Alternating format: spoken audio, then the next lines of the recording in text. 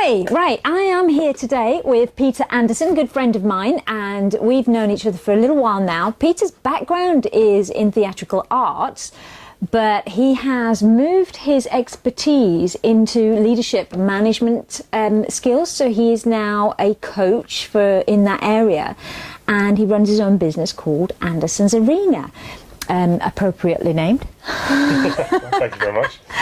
Now, we met a little while ago, didn't we? And we've been Yes. talking a lot about sales when we first met, because you did this, I mean, initially you were in rhythm sales, so something you called rhythm sales, which you wrote a book about? Yeah, I'd just been doing business to customer sales. Yeah. And I had experienced when people weren't feeling good, their sales numbers went down, and when they were feeling better, their sales numbers went up. Right, yeah. So I saw there's not much focus on that in sales, and my background with NLP and leadership training, I decided to write a book on the well-being behind sales as well. Right, yeah. So yeah, that's around the time that we got together. But what was interesting is I found that the actual work I was getting was more in leadership. Yeah. And sales was just a small element of the leadership coaching.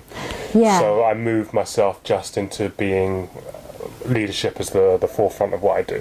Which kind of makes sense, because when you think about it, we're talking about the well-being of people. If you're going to talk about the well-being of teams, essentially it's the atmosphere, the environment that they work in, isn't it? Yes, absolutely. I mean, you can't always help things that are going on at home. That's probably another private issue that they've got to deal with. I do deal with that as well, though. Okay. I take that into the whole circle of everything that's going on. Yeah. But in terms of selling and sales in the corporate world, you work with probably the most apt group of people, which are the people who are going to make sure the well-being of those salespeople while they're at work. Yes, yeah. So that kind of works. It makes sense.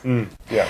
But one of the things that we talked about that I really wanted to sort of talk to you about today, around this simulation. And one of the ideas that I put to you was, as an improviser, we were kind of looking at, why don't we, expand on the simulation a little bit, and also talk about what's really going on in the customer's head when a salesperson approaches them and talks to them. Yeah, yeah. So I thought it'd be a great topic to share with the viewers today. Just having some chats about some. I mean, I've had some really funny cold calls. Right, yeah. And I've had some crazy approaches. So I thought, let's do it from cold calling, and let's do it from visits and, face-to-face experiences.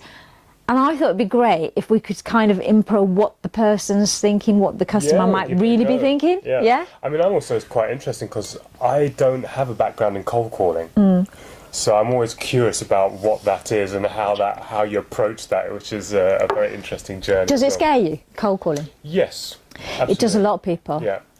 There's a few things. One of them, and this is where I find your expertise very interesting. Yeah. Like, I feel more comfortable with referral selling. Yeah. Because they're slightly warm. Right, this fly's going to annoy me, right? Wants to come in the action. Yeah. So. Well, hang on, just on that referral thing. Now, this is a big debate on LinkedIn all the time now. Oh, okay. And, there's a couple of people who are always putting it on there around social media versus cold calling. And I don't know how many times I keep saying, it's kind of the same. They work together. For me, I'm also not very good at social media either. So for me, they go into this. I totally agree. They go into the same arena in that area. And I think with social media, I just don't feel that I'm getting any real human connection. I feel like it's like a little tickle, and I don't know how to get a human connection. Right. And with cold calling, I think the thing is there's a fear of just annoying somebody. just that. I'm going to annoy more people than I'm actually going to sell anything. Yeah. And but I mean, I've had brief talks with you, and it seems like that's a typical approach for somebody who doesn't have the background in how to. It's absolutely normal. Honestly, it is. The book that I've written is all about how to overcome those fears, because it's the barriers in there before the actual hurdles of the task that you've got to overcome. Because I can almost, every time I picture the fear of cold calling, it's like somebody just staring at this phone and thinking of all the things they can do before they pick it up. Like, I'll go make a cup of tea. Oh, now I need the loo. Or maybe I should go and do you know what I mean? And there's all of these things that people think of. From that fear of having to pick it up and make that call. But then I always find once you pick the phone up and when you start, if you just pick the phone up and have the conversation with somebody and keep it real, I think it becomes easy.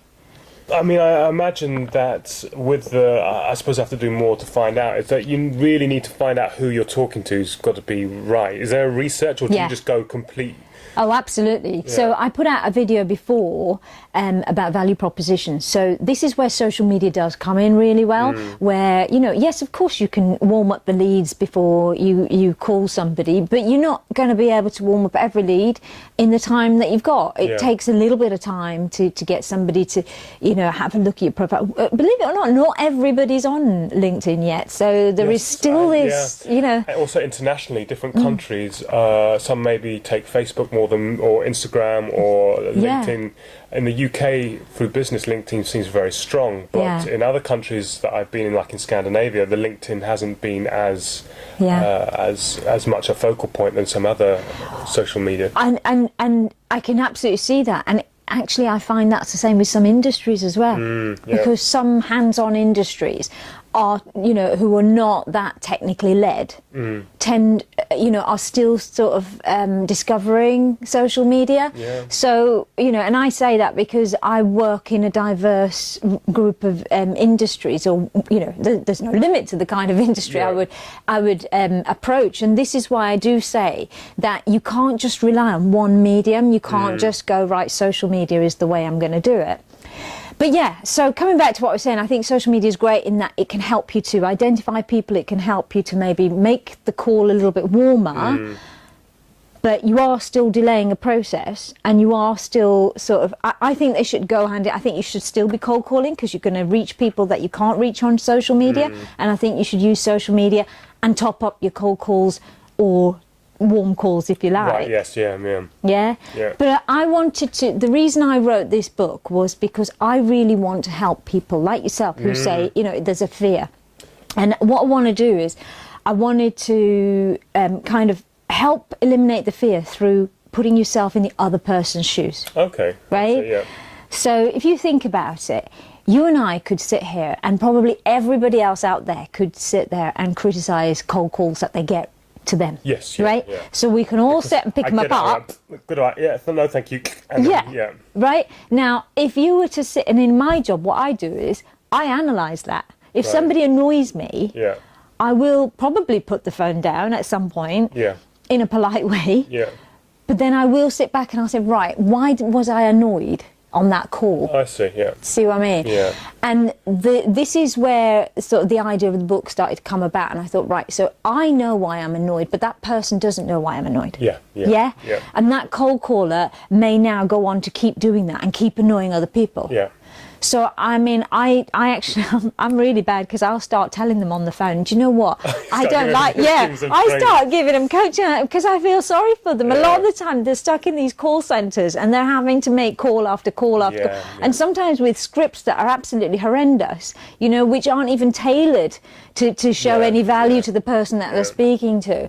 So, talking about value, we were just saying, so there is a video on value proposition that I've put out, which is about how to use social media research background to help you with the cold call and to help you to tailor what you're going to say on the cold call. So that's something that I've kind of already put out there, but this is something that I wanted to do as a kind of a let's explore this, because I do it on my own, right? So why don't we explore, because it'd be really good to get your thoughts. Well, what's so interesting about it for me is that's what I deal with. I help people with fear. I help them with overcoming limiting beliefs. It's a lot easier as the observer to help people out of it. But when you're in it yourself, then it becomes a completely different game that you're playing. Well, because you're you can't have an out-of-body experience, can you? And watch yourself. No. You know, which is one of the reasons we do simulations, right? Which we were talking about. But you can't. And this is also the reason I keep saying to people, you know, record yourself and listen to yourself. Would you listen to you? And if you wouldn't, don't do it. Don't say it. So so now I think what we could probably do is start to iron out what we think really works and doesn't work. Okay. And I'm going to run something by you, Okay, right? give it a go. So here's a will I phone get rid call. of my fear of cold calling? Well, hopefully after today it make you think differently about how when you're picking up a phone to make the call. Yeah. Because what's been happening up until now is you're picking up the phone and thinking about what you're going to say. Yeah. What you're not doing is picking up the phone and thinking about what reaction you're going to get. Yeah. Right? So what we got to start thinking about is how is that person going to react to what you're saying? Yeah. Yeah? Yeah. And it's basic human nature. It's understanding humans. Yeah. And it's a case of, would you listen to you? Yeah. Right? Yeah. So a great one is, so if somebody calls you and says, I've been looking at your website recently and I think that I could really improve it and enhance it with this software and that software. Right, yeah. Okay, great. Yeah. So why would you put it down there and then? Well, one of the first things is that I feel like they've nosed around with something. I can feel that they're selling. That's the main thing, that they've got Right. I have no idea who they are. Like you said, I could just be on a list of 5,000. It's not personal. Right, It could yeah. be a list of 5,000 people. Yeah. This person says, "Hi Peter, how are you today?" I'm like, I'm okay. Right. When you say it like that with that tone, "I'm okay," what are you actually really thinking? Well, one of the things is I was like, say, there's something a bit intrusive about it. So Yes. if somebody picked up the phone, I didn't know who they were, Yeah. and they said, "Hi Peter," Yeah. I'd be like, ooh, they're trying to go for the kill. That's the kind of Right. a sales kill. That's what. So on that one then, because I totally agree. I think there's a couple of things there for me. The "Hi Peter" bit, I'm not too worried about. It's the "How are you" bit. Yeah. Because what happens is, "Hi Peter," if I say to you, "Hi Peter, look, I've just been, I've got your name from such and such. I just wanted to talk to you a little bit about what we do and see if that would be something that would be of interest to you." Then I'll be willing to listen for a bit. Yeah. See, that is all about honesty. And one of the first hurdles that people have got to get used to is the fact that you've got to be liked by the person. And the challenge is that many people get on the phone thinking that the objective is to sell. Yeah, yeah. And that's actually not the first objective. You can't sell anything unless the person takes to you. Yeah, absolutely. Right? So I always talk about this thing called honesty. And, first of all, if I'm asking you how you are, do you really think I care? Absolutely not. It's well, I mean, it's a form of small talk, isn't it? To get yourself just warming up to a situation. So we know that a lot of "how are you" is people aren't. It's just an engagement. Now we're connecting. Yeah. But if somebody doesn't know you and they're trying to connect that way, asking you, then it's like, excuse me. Exactly, right. So a cold call, different from a warm call. If you're speaking to this person you've spoken to before, that's different. Yeah. Because there's a genuine, there's something genuine about saying, "How are you?" Yeah. But when you've got a salesperson, you said you smell sales straight away, right? Yeah. And funnily enough, it's usually in that initial second of what they've said. So they've said, "How are you?" Why would anybody ask who you don't know, ask how you are? Yeah. Right? They're trying to butter you up. Yeah, exactly. You feel it, right? Absolutely. And these are the instincts and feelings that our recipients feel that we don't get, or a lot of cold callers don't get. And that's the reason they keep hitting that brick wall. Is it not cultural as well? So if you've got sales training from like America, where "how are you" is a little bit more... How are you today? Yeah, how you doing?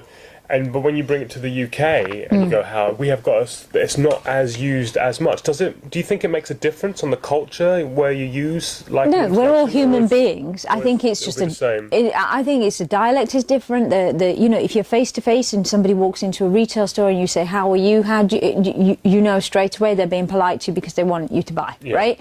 If you're on the phone, it's an inbred thing into us to believe that when somebody you don't know is saying, "How are you today?" we've got so used to it. Like Pavlov's theory. So it's kind of like that reflective reactive response. So conditioned reflex reaction where you're immediately thinking, "Oh, here we go." Yeah. Right? Now, whether you're in, and I lived in America for 9 months on the East Coast, and loads and loads of phone calls. And this was back in the 90s where phone calls were like at the height of everything. Right, yeah. So like everybody's phoning, and you know, you'd get a dozen of these cold calls a day. And how are you today was always the thing. And Yeah. I'd be thinking, well, I'm fine. Why are you calling me? Yeah. So, and immediately, even over here, wherever you are, you know, you'll get that. This whole business about how are you, not genuine. Yeah, I buy that completely. It's that's out the window.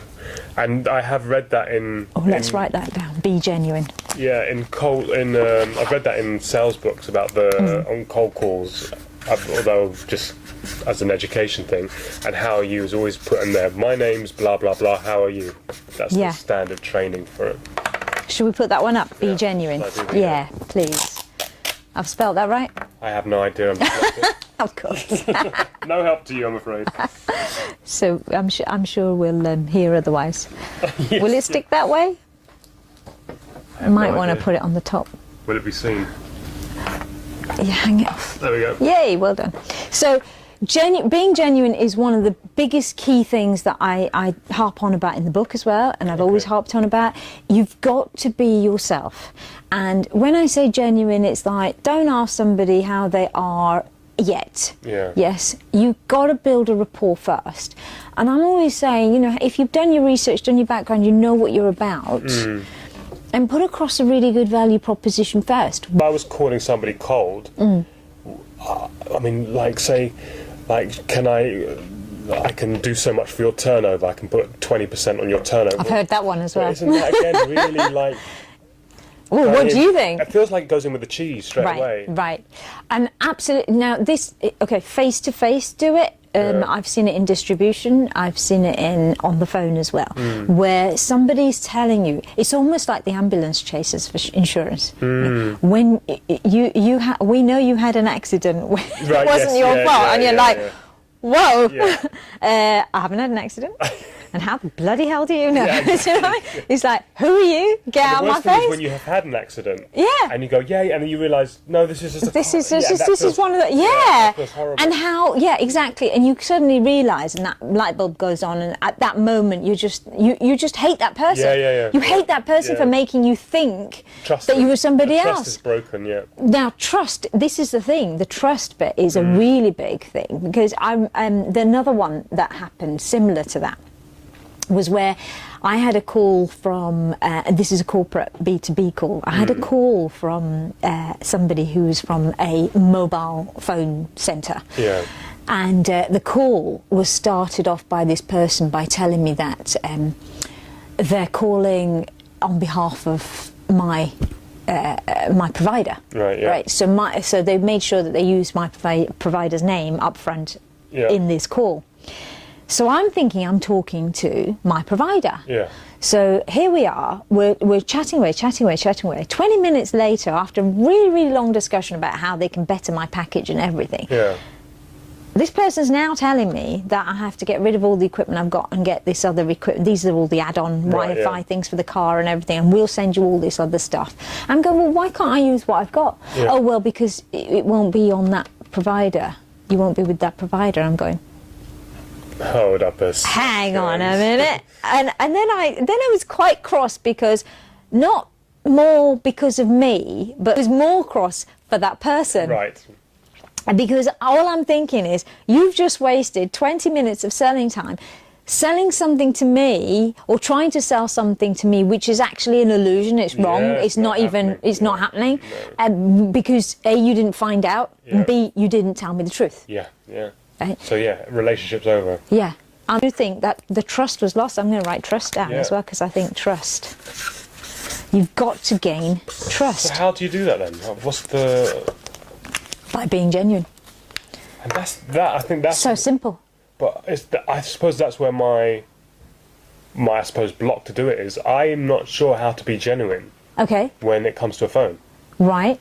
Because there's nothing. When I'm talking to you, there's so many signals going on. I can bounce. I can read. But with this, it's different. I'm like, what is genuine? actually don't know what genuine is. Okay, so this is really, it's good that you said that, because the last video I just put out, I think it was last week, was all about body language and how it plays in the perception. And you probably already know that 55% of the way you're perceived is through your body language, right? But on the phone, quite rightly, as you say, you don't have that. Yeah. So what we have on the phone more is we have the tone and we have the words. And this is why it is so important, I can't emphasize it enough, so important to do your research. Yeah. It's important that you know what you do. It's important that you know what your service offerings are, or your product offerings are, and what the real advantages of those are. Then it's important that you do your research on that person, because then those words that you put across are going to be more matched, are going to be more in sync with who you're talking to. You're going to be more aware and alert, and what will happen is suddenly you'll find yourself in the call. In your head, what you should be thinking is all about that company and how you could really benefit them, and that comes from research. So yes, tone and words become far more important. Body language is still there to a degree, but I think it's the research that helps to get that tone and the words across in a genuine way. That makes sense, yeah. So I suppose it's not like the going down the yellow pages and then picking out numbers and then phone them and hoping for the best. Yeah. There's, if you've actually done an internet check on the company that you think matches your ideal client and what they have to offer, maybe where the struggles are, then you can go in and absolutely with something a little bit clearer.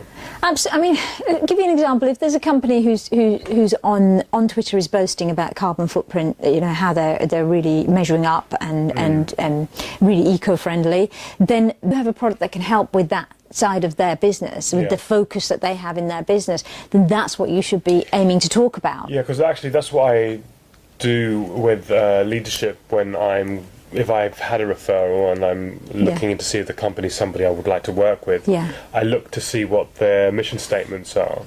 And if they are people orientated, that the investment in their people is important to them, then I know that's a company that I can gel with. If there's no language about people in there, they still may be. Sometimes you don't put it into your copy, but when it is in there, because I know that they see the value of people and the development of people. Yeah, absolutely. I mean, it's interesting that you say that, because sometimes it's not so direct and clear, the connection, and that's where the skill of research comes in, where they may not have investors of people written there, but everything that they're aiming to achieve has to be achieved through the people. Right? So it's a case of, are you achieving, do you feel the people are reflecting the values of the business, for example? Right? That for management leadership would be a great as a conversation with somebody. And as you hear me speak, you'll notice that I'm asking the question, I'm not assuming it. Right? So it's the conversation on the phone should always be a question of, you're curious, right? Not a question of, I know, I've done my research and I'm going to talk to you about what I do because I know it'll help you. And that's the other problem that you get. Yeah, I mean, that approach for me is something that I gel a lot more towards, the investigation process and the connection through that investigation. I think this is where my sales strategy is relationship-based selling. But I see other people, and I think it's also linked to the personality, work very well with, this is what I do, these are the goals I hit, work with me and you'll be a superstar. And I think that works. There's people that make a living out of that, and there's another types of company that find, get in there and get it done. But it doesn't gel so much to my personality. So what you're suggesting there already feels more authentic to who I am, to ask those type of questions. And it's really interesting that you say to your personality, because what you've got to think about is you don't know that personality when you first pick up the phone. Unless you've had the relationship and it's already a warm lead, then, I'm talking about the raw ones that you use to top up the warm leads. So you pick up the phone to somebody, you may hit a gatekeeper, you may hit the owner, you may hit somebody who's covering, you could hit anybody on the other end of that phone. we don't know what that personality is. No. So it is best to remember that what you're trying to do, your objective at this very initial stage, is to be liked. You know, come across in such a way that another human being would take to you well. Right? Now, you can take the risk of going, I can sell you this, and I can get you this, and I can get you that. But as you quite rightly pointed out, some people, you're already narrowing down the number of people who are going to react. This is when it becomes the numbers game. Yes, yeah.